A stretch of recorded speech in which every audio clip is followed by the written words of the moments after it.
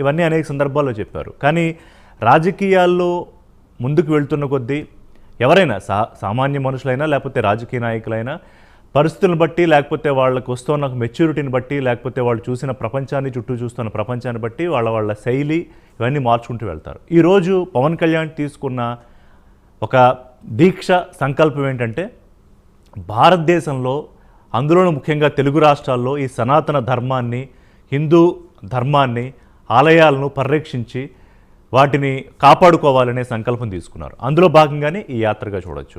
సరే, దీనికి ఒక పొలిటికల్ డిబేట్ కూడా ఎందుకు జరుగుతోంది? ఇవాళ ఎందుకు ఈ డిబేట్ నేను పెట్టానంటే దీనికి ఒక పొలిటికల్ యాంగిల్ లేకపోతే ఒక పొలిటికల్ కలరు ఇచ్చే ప్రయత్నం కూడా జరుగుతోంది. అదేంటంటే ఇవాళ బీజేపీ ప్రధానంగా పవన్ కళ్యాణ్ని ఒక మెషిన్ అంటే ఒక మిషన్లో భాగంగా ఆయుధంగా వాడుకుంటోందా అని చెప్పి, అంటే సౌత్లో పాగా వేయడానికి ప్రయత్నం చేస్తోంది బీజేపీ. తాజాగా మహారాష్ట్ర, ఢిల్లీలో అధికారంలోకి వచ్చిన తర్వాత ఈసారి సౌత్ రాష్ట్రాలు, తెలుగు రాష్ట్రాలు, అటు తమిళనాడు, కేరళను కూడా టార్గెట్ చేస్తుంది. మరి టార్గెట్ చేస్తే పవన్ కళ్యాణ్ ఏ రకంగా బీజేపీకి కలిసి వస్తారు? ఆయన బీజేపీ నాయకుడు కాదే, జనసేన అధినేత.